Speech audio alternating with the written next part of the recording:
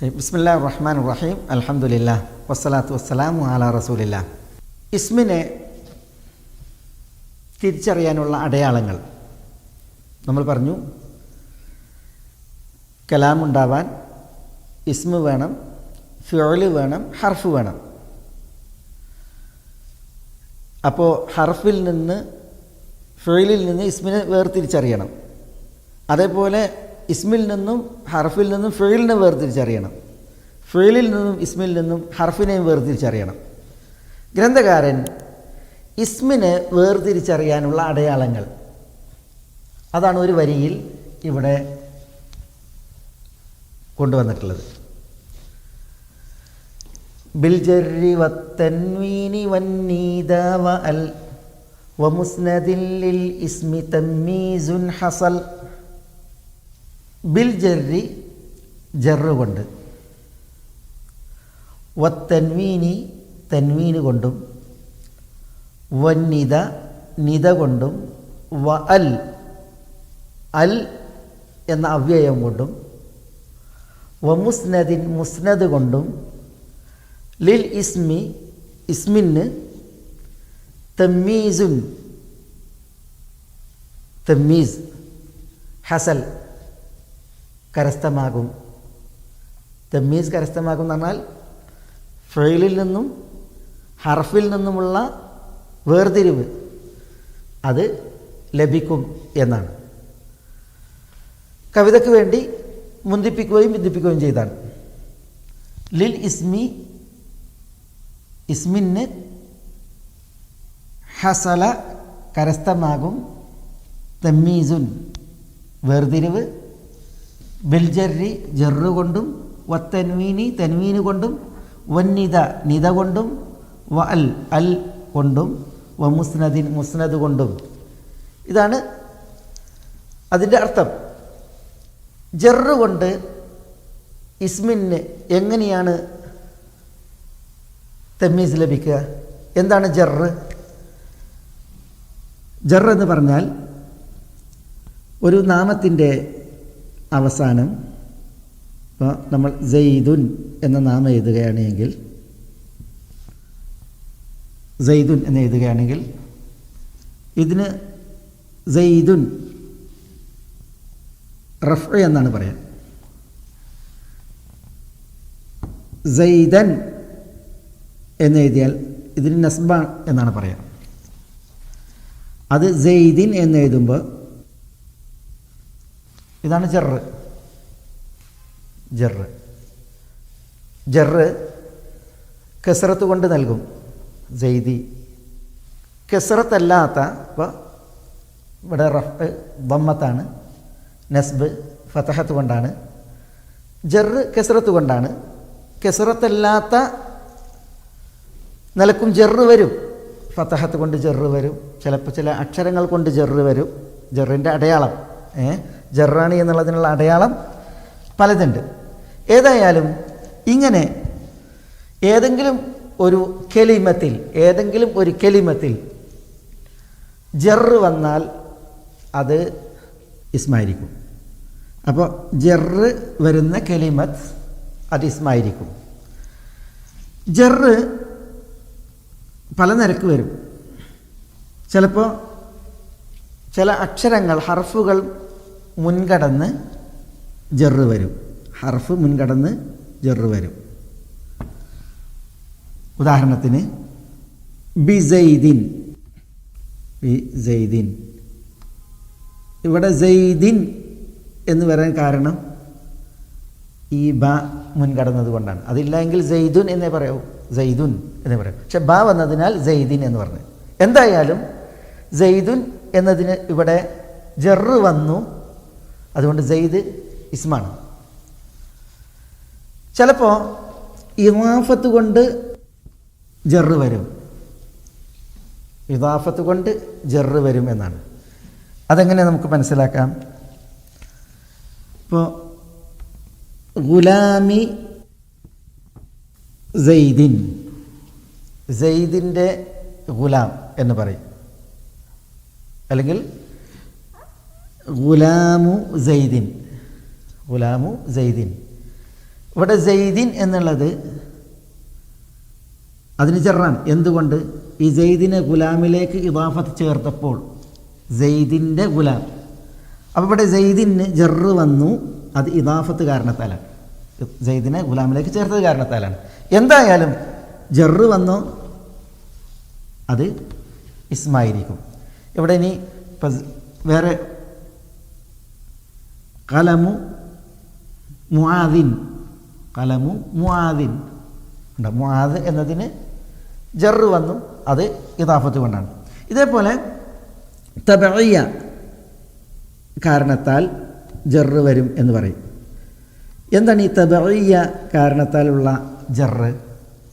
അത് നഅത്ത് അല്ലെങ്കിൽ ബദൽ, തൗക്കീദ്,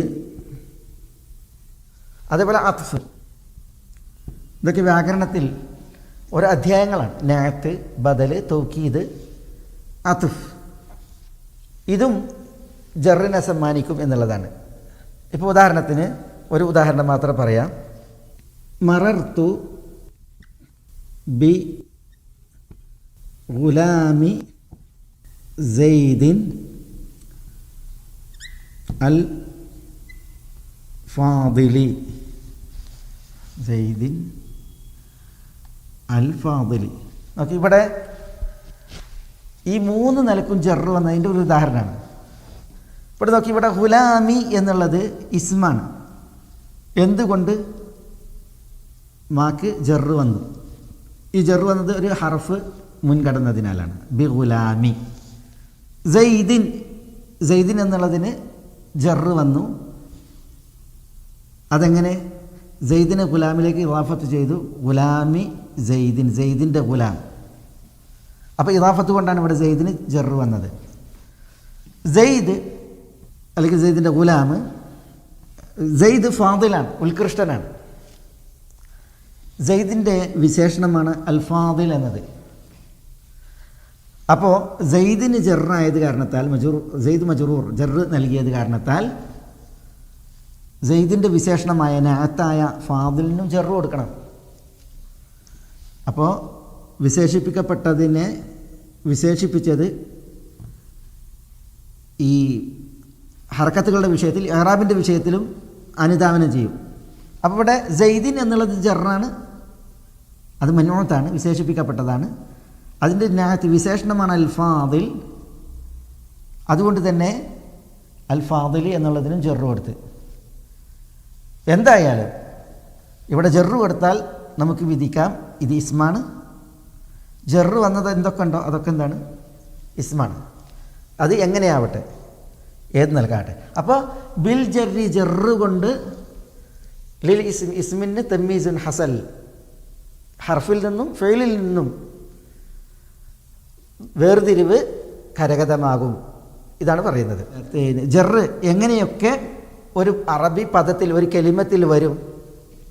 അത് ഹർഫ് കൊണ്ട് വരും, ഇദാഫത്ത് കൊണ്ട് വരും, തബഇയ്യ കാരണത്താൽ വരും.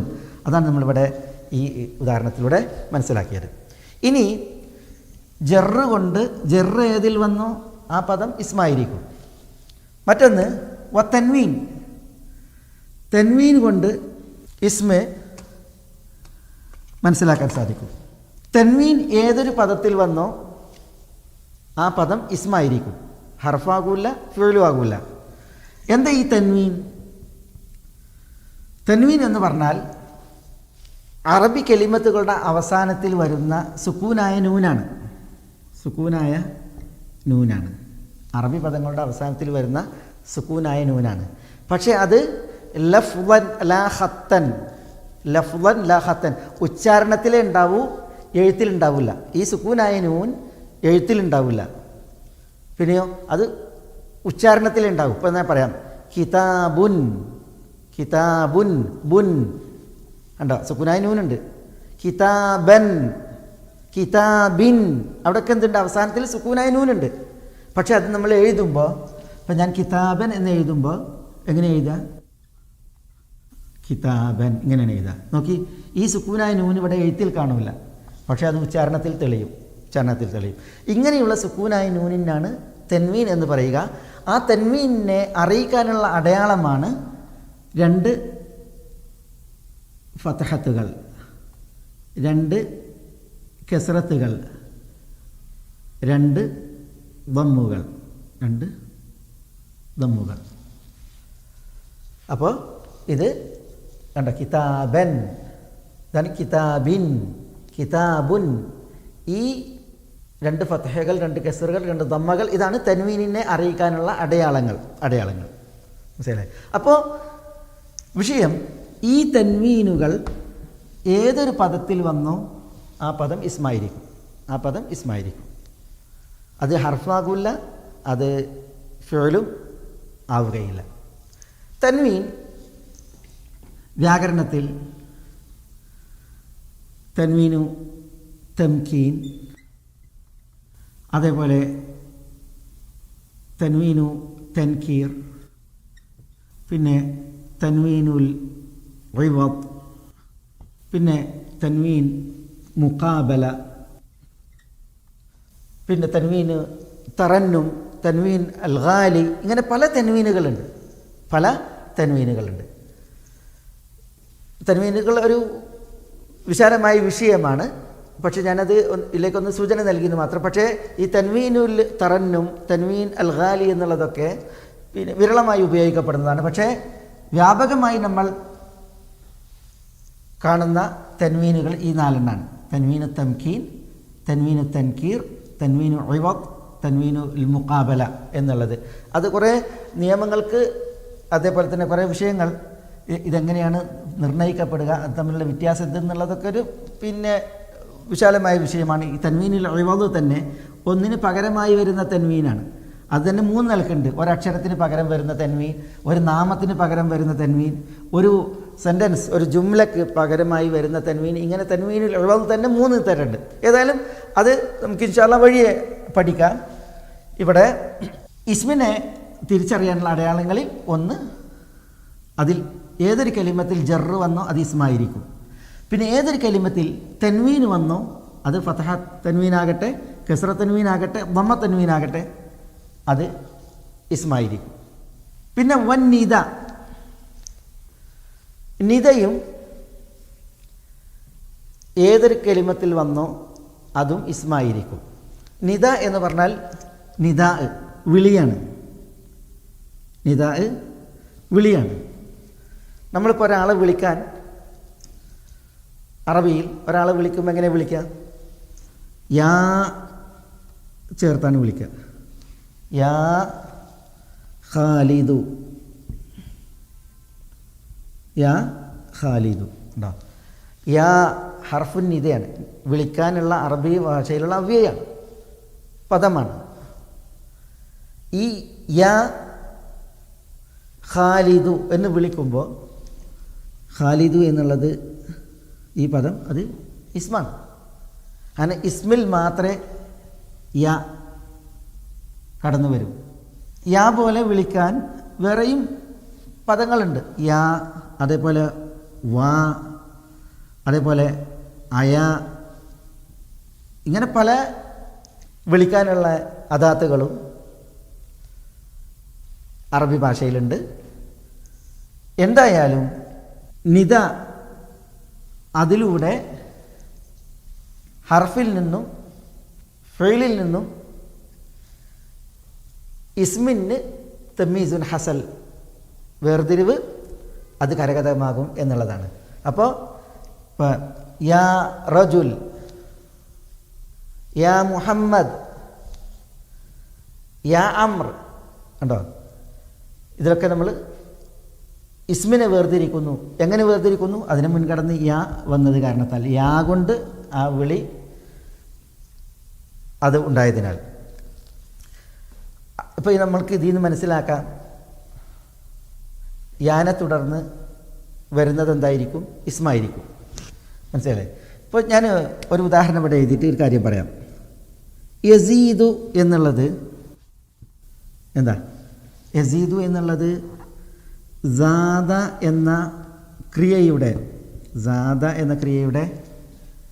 വർത്തമാന ഭാവികാല ക്രിയയാണ് യസീദു. സാദ എന്ന് പറഞ്ഞാൽ വർദ്ധിച്ചു, യസീദു വർദ്ധിക്കുമെന്നാണ്. യസീദു എന്ന് പറഞ്ഞാൽ വർദ്ധിക്കുമെന്നാണ്.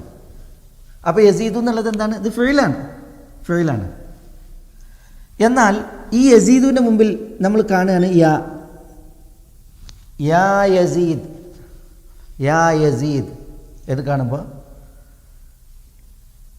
നമുക്കവിടെ വിധിക്കാം ഈ യസീദ് എന്നുള്ളത് സാദൻ്റെ വർത്തമാന ഭാവികാലക്രിയയായ മുതാരിയായ ഫിഇൽ അല്ല. പിന്നെയോ ഈ യസീദ് എന്താണ്? പേരാണ്. യസീദ് എന്ന പേരുള്ള വ്യക്തിയാണ് ഇവിടെ വിളിക്കുന്നത്. യസീദ് ഇവിടെ പേരാണ്, ഇത് ഫിഇലല്ല, പ്രവൃത്തിയല്ല, കർമ്മമല്ല. എങ്ങനെ മനസ്സിലായി ഈ യസീദ് ഇത് ഫിഇലല്ല ഇസ്മാണ് എന്ന്? അതിനെ മുൻകടന്നതുകൊണ്ട്. ഇങ്ങനെ കുറേ പേരുകളുണ്ട്. അതാണ് ഇവിടെ ഇപ്പോൾ അഫ്ലഹ് എന്നുള്ളത് ഒരാളുടെ പേരാണ്, അഫ്ലഹ് എന്നുള്ളത്. അതേപോലെ തന്നെ അഫ്ലഹ എന്ന് ക്രിയയുണ്ട്. ഖദ് അഫ്ലഹൽ മുഅ്മിനൂൻ, അഫ്ലഹ വിജയിച്ചു. മനസ്സിലായി? ഇതിനു മുമ്പിൽ യാ അഫ്ലഹ് എന്ന് വന്നാൽ നമുക്ക് വിധിക്കാം ഈ അഫ്ലഹ എന്നുള്ളത് ക്രിയയല്ല, ഇത് അഫ്ലഹ് എന്ന് പറയുന്നൊരു വ്യക്തിയാണ്, ഇതൊരു ഇസ്മാണ് യാ അഫ്ലഹ്. മനസ്സിലായത്? അതേപോലെ തന്നെ ഇപ്പം ഇത് നിദൻ്റെ ഹർഫ് മാത്രമല്ല, ഇതുപോലത്തെ നാമങ്ങളിൽ ഇപ്പം ഹർഫുൽ ജറ് വരികയാണെങ്കിൽ, ഇതിനു മുമ്പ് ജറ് വരികയാണെങ്കിൽ ബി അഫ്ലഹ് മനസ്സിലല്ലേ? അപ്പോൾ ഇതിന് ജറായിരിക്കും. അപ്പോൾ ആ ജറ് കൊണ്ട് മനസ്സിലാക്കാം ഇത് ക്രിയയല്ല, ഇത് ഇസ്മാണ് എന്ന്. അപ്പോൾ ഇസ്മിനെ തിരിച്ചറിയാനുള്ള അടയാളങ്ങളിൽപ്പെട്ടതാണ് നിദ. വിളിക്കാനുള്ള ഹുറൂഫ് ഹർഫുൻ നിദ, അത് ഏതൊരു കെലിമത്തിൻ്റെ മുന്നിൽ വന്നോ അപ്പോൾ ആ കെലിമത്ത് അത് ഇസ്മായിരിക്കും. ഇനി അടുത്ത അടയാളം, ഇസ്മിനെ തിരിച്ചറിയാനുള്ള അടയാളം, അത് അൽ എന്ന് പറയുന്ന അവ്യയാണ്. അൽ എന്താണ്? അലിഫും ലാമും ചേർന്ന അവ്യയാണ് അൽ. കലമുൻ, ഇത് നമുക്ക് ഇസ്മാണ് എന്ന് വിധിക്കാൻ പറ്റും. എപ്പോൾ? അതിന് മുന്നിൽ അലിഫ് ലാം വരുമ്പോൾ അൽ കലമു. അൽ ഒരിക്കലും ഫിഇലിൽ വരില്ല. ഇപ്പോൾ ദറബ എന്നുള്ളത് ഫിഇലാണ്. ഫിഇലാണ്, അടിച്ചു എന്നർത്ഥം, അടിച്ചു. ഇതിലൊരിക്കലും ആര് വരില്ല? അല്ല് വരില്ല. ഇനി അഥവാ അൽ എന്നുള്ളത് ഈ ദറബൻ്റെ മുന്നിൽ ദറബയോട് ചേർന്ന് വന്നിട്ടുണ്ടെങ്കിൽ പറയാം ഈ ദറബ അത് ദർബ് ആകുന്നു. ദർബ് എന്ന പേരുള്ള ഒരു വ്യക്തിയാണ്, അല്ലെങ്കിൽ ഈ ദർബ് ഒരു ഇസ്മാണ്. എന്തുകൊണ്ട് ഇത് ഫിഇലല്ല? അൽ എന്നുള്ളത് ചേർന്ന് വന്നതിനാൽ. മനസ്സിലല്ലേ? അപ്പോൾ അലിഫ് ലാം ഏതൊരു അറബി പദത്തിൽ വന്നോ ആ അറബി പദം ഇസ്മായിരിക്കും. അപ്പോൾ ഇസ്മിനെ തിരിച്ചറിയാനുള്ള അടയാളമാണ് അൽ അതിനോട് ചേർന്ന് വരിക എന്നുള്ളത്. ദർബ് ഇബ്നു ആമിർ അദ്ദർബ്. ശരിയല്ലേ? അദ്ദർബ്, ദർബ എന്നുള്ള ക്രിയ അതിങ്ങനെ തന്നെ ഇത് ദറബ. പക്ഷേ അൽഫ്ലാം ചേർന്നാണ് ആ പേര് വരിക. അൽഫ്ലാം അതിനോട് ചേർന്നതിനാൽ ഇത് ദറബ എന്നുള്ള ക്രിയയല്ല, ഇത് ദർബ് എന്നുള്ള പേരാണ്. മനസ്സിലായി? കാരണം ഇസ്മിനോടാണ് അൽ ചേർന്ന് വരിക. അപ്പോൾ ബിൽജറി വത്തൻവീനി വന്നീദ വ അൽ അതുകൊണ്ടൊക്കെ ലിൽ ഇസ്മി തമ്മീസുൻ ഹസൽ. ഇസ്മിന് തമ്മീസ് കരസ്ഥമാകും. ഏതിൽ നിന്നും തമ്മീസ്? ഫിഇലിൽ നിന്നും ഹർഫിൽ നിന്നും. ഇനി അടുത്തത്, ഇവിടെ അൽ എന്ന് പറയുമ്പോൾ അല്ല് ഇസ്മു മൗസൂല എന്ന് പറഞ്ഞിട്ടൊരു വകുപ്പുണ്ട് വ്യാകരണത്തിൽ. അസ്മാഉൽ മൗസൂല എന്ന് പറയുന്ന ഒരു വകുപ്പ്. അതിൽ ഒരു അല്ല് വരും. ആ അൽ അത് ക്രിയൻ്റെ മുന്നിൽ വരും, ക്രിയകളുടെ മുന്നിൽ വരും, ഫിഇലിൻ്റെ മുന്നിൽ വരും. ശരി, അത് ഇൻഷാ അല്ലാഹ് നമുക്ക് അസ്മാഉൽ മൗസൂല പറയുന്ന സമയത്ത് പഠിക്കുന്ന വിഷയമാണ്. ഇവിടെ മൊത്തത്തിൽ അൽ എന്നുള്ളത് അറബി പദങ്ങളിൽ വന്നാൽ അല്ല് ചേർന്ന് വന്ന ആ പദം അത് ഇസ്മാണ്. ഇസ്മിനെ അറിയിക്കാനുള്ള അടയാളമാണ് അൽ ചേർന്ന് വരിക എന്നുള്ളത്. ഇനി വമുസ്നദിൻ, മുസ്നദ് കൊണ്ടും, ബിൽജറി ജറ് കൊണ്ട്, വത്തൻവീൻ തൻവീൻ കൊണ്ട്, വന്നിദ നിദ കൊണ്ട്, വ അൽ അല്ല് കൊണ്ട് ഇസ്മിനെ തമ്മീസുൻ ഹസൽ മനസ്സിലായി, ഇസ്മിന് തിരിച്ചറിയാം. ഇനി മുസ്നദിൻ, മുസ്നദ് കൊണ്ടും ജറിനെ അല്ല ഇസ്മിനെ തിരിച്ചറിയാം എന്നുള്ളതാണ്. എന്താ ഈ മുസ്നദ്? മുസ്നദ് എന്ന് പറഞ്ഞാൽ ഇസ്നാദ്, ചേർക്കൽ എന്നും ചേർക്കപ്പെട്ടത് എന്നും അർത്ഥം പറയാം. ചേർക്കൽ, ചേർക്കപ്പെട്ടത്. അതെ, മുസ്നദ് എന്നുള്ളത് മിമിയായ മസ്ദർ, ചേർക്കൽ എന്ന അർത്ഥത്തിൽ വരും. അതേപോലെ ഇസ്മു മഫ്ഊൽ, ചേർക്കപ്പെട്ടത് എന്ന അർത്ഥത്തിൽ വരും. എന്താണ് ഇത്? ഫിഉൽ, ഒരു പ്രവൃത്തിയോ അല്ലെങ്കിൽ ഒരു പ്രസ്താവനയോ. ഖബർ, ഒരു പ്രവൃത്തിയോ ഒരു പ്രസ്താവനയോ മറ്റൊന്നിലേക്ക് ചേർക്കുകയാണ് എങ്കിൽ ആ ചേർക്കപ്പെടുന്നത് ഇസ്മായിരിക്കും. അതാണ് മുസ്നദ്. ഒരു ഫിഉലിനെ, പ്രവൃത്തിയെ അല്ലെങ്കിൽ ഒരു പ്രസ്താവനയെ മറ്റൊന്നിലേക്ക് ചേർക്കുകയാണ് എങ്കിൽ ആ ചേർക്കപ്പെടുന്നത് അതാണ് മുസ്നദ്, അത് ഇസ്മായിരിക്കും. ഉദാഹരണത്തിന് ഇപ്പോൾ ഒരു പ്രവൃത്തി ഞാനിവിടെ എഴുതാണ്. ഖാമ, ഖാമ എന്നുള്ളതൊരു പ്രവൃത്തിയാണ്. ഖാമ എന്ന് പറഞ്ഞാൽ നിന്നു, ഖാമ നിന്നു, മനസ്സിലല്ലേ? അപ്പോൾ ഈ ഖാമ എന്ന പ്രവൃത്തിയെ മറ്റൊന്നിലേക്ക് ചേർക്കുകയാണ്. ഖാമ സൈദുൻ, ഖാമ സൈദുൻ. അപ്പോൾ നിന്നു എന്ന പ്രവൃത്തിയെ സൈദുൻ എന്നതിലേക്ക് ചേർത്തു. അപ്പോൾ ഇവിടെ സൈദുൻ എന്നുള്ളത് ചേർക്കപ്പെട്ടതായി മുസ്നദ്. അതിനാൽ സെയ്ദ് ഇസ്മാണ്, കാരണം സെയ്ദ് മുസ്നദാണ്. ഇനി ഒരു പ്രസ്താവന, ഇപ്പം നായിമുൻ എന്നുള്ളതൊരു പ്രസ്താവനയാണ്. ഉറങ്ങുന്നവൻ. ഒരാളെക്കുറിച്ച് നമ്മൾ പ്രസ്താവിക്കുകയാണ്, അയാൾ ഉറങ്ങിയപ്പോൾ അയാൾ ഉറങ്ങുന്നവനാണ്, നായിമുൻ. മനസ്സിലല്ലേ? ഈ നായിമുൻ എന്നുള്ളതിനെ നമ്മൾ എന്ത് ചെയ്യാണ്? ഒരു ആളിലേക്ക് ചേർക്കുകയാണ്. ഉദാഹരണത്തിന് സെയ്ദുൻ നായിമുൻ, സെയ്ദുൻ നായിമുൻ. അപ്പോൾ ഉറങ്ങുന്നവനാകുന്നു, സെയ്ദ് ഉറങ്ങുന്നവനാകുന്നു. അപ്പോൾ ഉറങ്ങുന്നവനാകുന്നു എന്നുള്ള ഈ ഖബറിനെ, ഈ പ്രസ്താവനയെ നമ്മളിവിടെ ചേർത്തത് സെയ്ദിലേക്കാണ്. മനസ്സിലായില്ലേ? അപ്പോൾ ഈ പ്രസ്താവന ചേർക്കപ്പെട്ടത് അതാണ് മുസ്നദ്, അത് ഇസ്മായിരിക്കും. ആ ചേർക്കപ്പെടുന്ന പ്രസ്താവന ഒരു നാമമാവട്ടെ, അതല്ല ഇനി അതൊരു പ്രവൃത്തിയാകട്ടെ. അപ്പോൾ ഇവിടെ മുസ്നദ് എന്ന് പറഞ്ഞാൽ ഒരു പ്രവൃത്തി അല്ലെങ്കിൽ ഒരു പ്രസ്താവന, അല്ലെങ്കിൽ ഒരു വിധി, ഒരു ഹുക്കും അത് മറ്റൊന്നിലേക്ക് ചേർക്കുകയാണ് എങ്കിൽ ആ ചേർക്കപ്പെടുന്നത് അതാണ് മുസ്നദ്, അത് ഇസ്മായിരിക്കും. ഒരു പ്രവൃത്തി നിർവഹിച്ച വ്യക്തി, ഇപ്പോൾ ദറബ മുദർരിസുൻ, മുദർരിസ് അടിച്ചു, അല്ലെങ്കിൽ കതബൽ തിൽമീദു, വിദ്യാർത്ഥി എഴുതി. ഇവിടെ എഴുതി എന്നുള്ള പ്രവൃത്തി അത് വേറൊരാളിലേക്ക് ചേർക്കുകയാണ്. തിൽമീദിലേക്ക് ചേർത്തു, ഉസ്താദിലേക്ക് ചേർത്തു. അപ്പോൾ ഈ പ്രവൃത്തി ചേർക്കപ്പെട്ടവൻ അതാണ് മുസ്നദ്, അത് ഇസ്മായിരിക്കും. പ്രസ്താവന അത് ചേർക്കപ്പെട്ടു. ഇപ്പോൾ അശാരിഉ മുസ്ദഹമുൻ, ഷാരിയ എന്ന് പറഞ്ഞാൽ റോഡ്, മുസ്ദഹം എന്ന് പറഞ്ഞാൽ തിരക്കുള്ളത്. ഇപ്പോൾ തിരക്കുള്ളതാകുന്നു എന്നതൊരു പ്രസ്താവനയാണ്. ആ തിരക്കുള്ളതാകുന്നു എന്ന പ്രസ്താവനയെ ചേർത്തത് ആരിലേക്കാണ്? ഷാരിയ എന്നതിലേക്കാണ്. അപ്പോൾ ഷാരിയാണ് അവിടെ മുസ്നദ്, അതെന്തായാലും ആരായിരിക്കും? ഇസ്മായിരിക്കും. അപ്പോൾ ഒരു പ്രസ്താവനയെ, ഒരു പ്രവൃത്തിയെ അല്ലെങ്കിൽ ഒരു വിധിയെ ഏതൊന്നിലേക്ക് ചേർക്കുന്നുവോ ആ ചേർക്കുന്നതിന് മുസ്നദ് എന്ന് പറയും. മുസ്നദ് അത് ഇസ്മായിരിക്കും, ഒരിക്കലും ഫിഉലാകില്ല, ഒരിക്കലും ഹർഫും ആവുകയില്ല എന്നുള്ളതാണ്. അപ്പോൾ ഇവിടെ നമ്മൾ ഇന്ന് ഇബ്നു മാലിക് ഇസ്മിൻ്റെ അലാമത്തുകൾ, എങ്ങനെ ഇസ്മിനെ തിരിച്ചറിയാം, അതിനുള്ള അടയാളം എന്ത്, ഒരു വരിയിൽ, ഒരു വായനയിൽ, അല്ലെങ്കിൽ ഒരു രചനയിൽ ഇസ്മിനെ ഹർഫിൽ നിന്നും ഫിഉലിൽ നിന്നും വേർതിരിച്ചറിയുവാനുള്ള അടയാളം എന്ത്, ആ അടയാളങ്ങളെക്കുറിച്ച് പറഞ്ഞതാണ് നമ്മളിവിടെ ചുരുക്കി മനസ്സിലാക്കിയത്. അദ്ദേഹം പറഞ്ഞു, ബിൽജർരി വത്തൻവീനി വന്നീദ വഅൽ വമുസ്നദിൻ ലിൽ ഇസ്മി തമ്മീസുൻ ഹസൽ.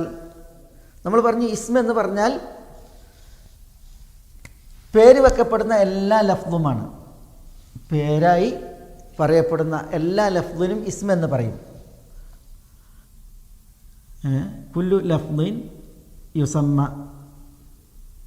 ബിഹി, കുല്ലു